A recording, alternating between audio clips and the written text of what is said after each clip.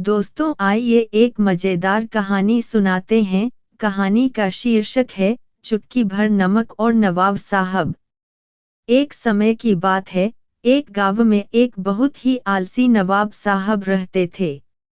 उनका काम बस खाना, पीना और हुक्म चलाना था।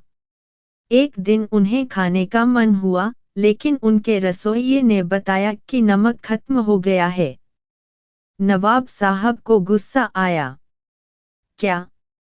नमक खत्म हो गया? जाओ, पड़ोस के गांव से नमक लेकर आओ, उन्होंने हुक्म दिया।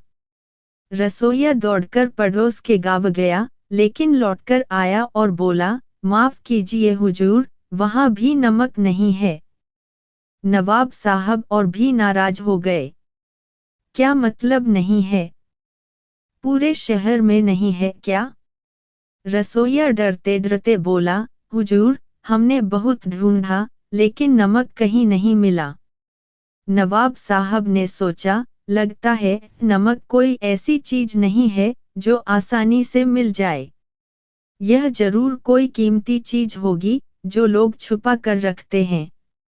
उन्होंने तुरंत अपने सिपाही को बुलाया और कहा, जाओ, पूरे राज्य में यह घोषणा कर दो कि जो भी मेरे लिए एक चुटकी नमक लाएगा, उसे मैं सोने की अशर्फिया दूंगा। अगले दिन उनके महल के बाहर लोगों की भीड़ लग गई। सबके हाथ में एक एक चुटकी नमक था।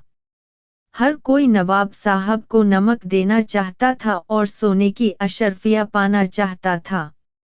नवाब साहब यह देखकर हैरान रह गए। उन्होंने सोचा, अरे, यह तो बहुत ही मामूली चीज है, और मैं इसे इतना कीमती समझ बैठा। नवाब साहब ने सबको हंसकर कहा, भाई, मुझे सोने की अशर्फिया नहीं देनी पड़ेगी। तुम सब ने मुझे यह सिखा दिया कि जो चीज हमारे पास आसानी से मिल जाती है, उसकी कीमत हम भूल जाते हैं। और जब वह चीज नहीं होती, तो हम उसे अनमोल समझने लगते हैं। उस दिन के बाद नवाब साहब ने आलस्य छोड़ दिया और अपनी जरूरतों के लिए खुद काम करना शुरू कर दिया। और हाँ, उन्होंने सबसे पहले जाकर अपने घर के लिए एक बोरी नमक खरीदा।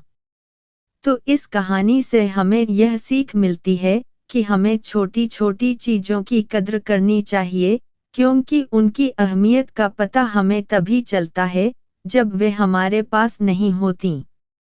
तो दोस्तों, यह कहानी सुनकर कैसा लगा हमें कमेंट कर बताएं। यदि अच्छा लगा तो हमारे चैनल बचपन की दुनिया को लाइक, सब्सक्राइब एवं शेयर करना न भूलें।